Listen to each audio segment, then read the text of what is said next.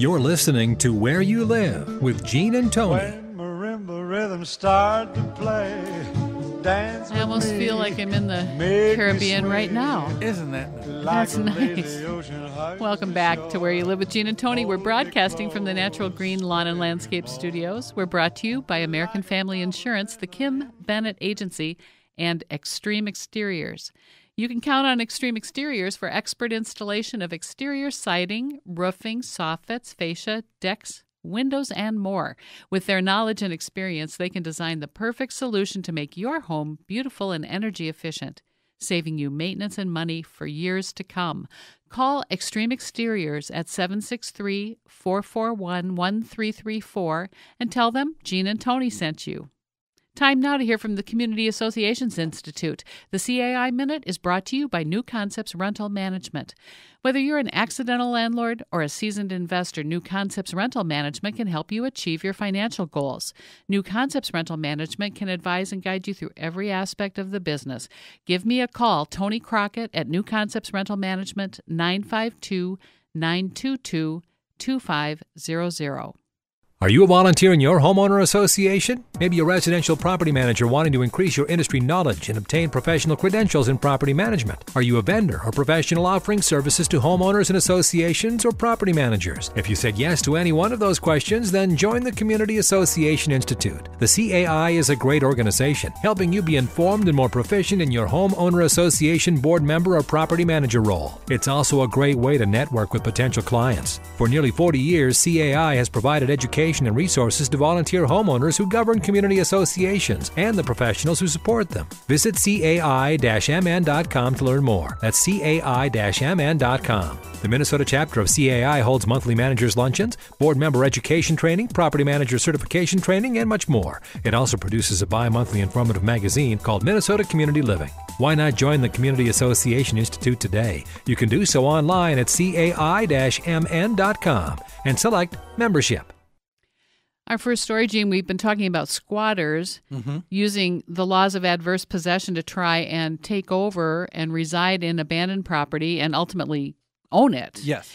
And how this is causing special problems for homeowners associations. Yes, it is. There's a big heartache, and part of that with the board of directors comes from members who have what I would call unreasonable expectations.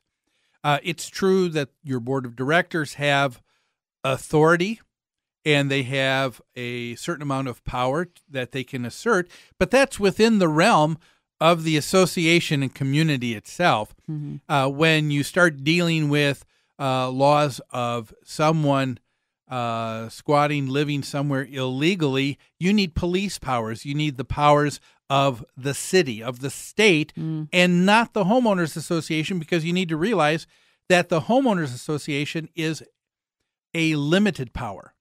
And I think that's where people make a mistake. And what I see is the biggest angst among people today with government, no matter what kind of government it is that they place the wrong expectations and not understanding the limitations that each role of that particular head of government has.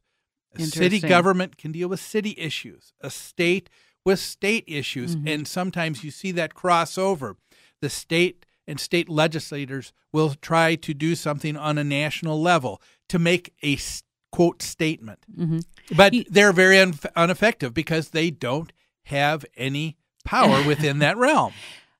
Hearing you say that, though, made me think that because we don't understand the limited powers of the different levels of government, we keep trying to give them more powers and trying to remove those limits in order to get what we personally want.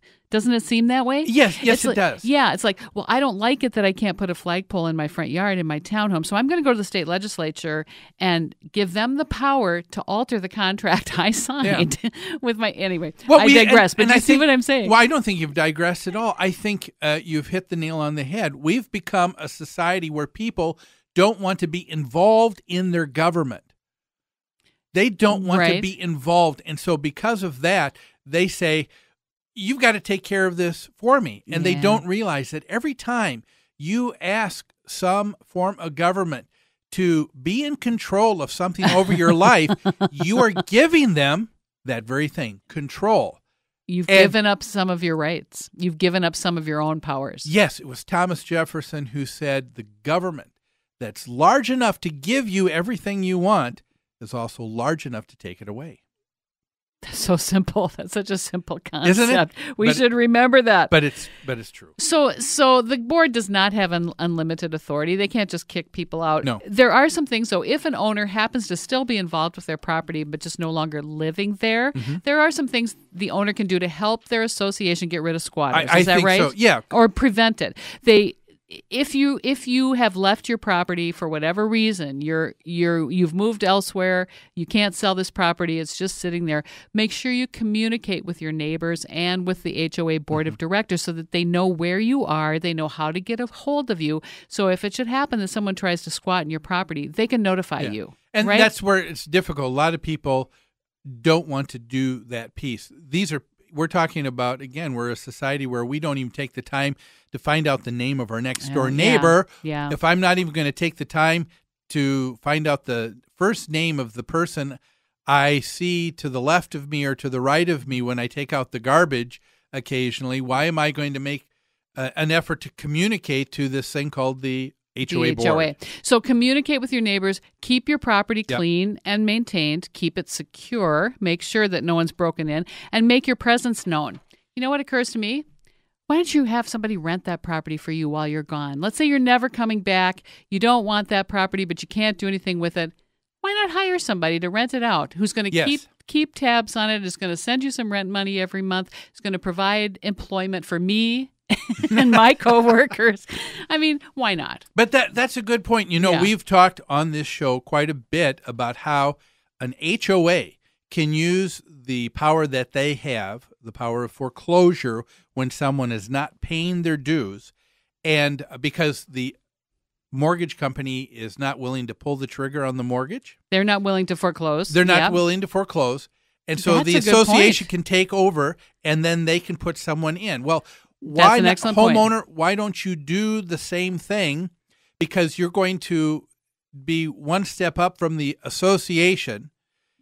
And if you've moved out and aren't doing that, at least you can get some rent in. You can start paying the association their monthly dues. Amount, because even though the mortgage may be finally taken and people will have no responsibility with the mortgage company, people have forgotten that aspect that doesn't negate what you owed the association. That's right. And they can still pursue and go after you. So why not do that and make those payments? That's right. And if the homeowners are going to do that, this is another good reason for the association to foreclose their lien on that property in order to protect it, in order to keep it secure, in order to keep squatters out. Yeah.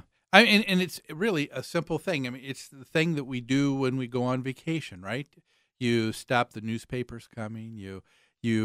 Or you have a neighbor who rolls out the trash for you, does a few things. Right. Why? Because you want to give the impression that people are there and that it's not vacant. Yes. And that's one way of stopping this kind of thing from happening.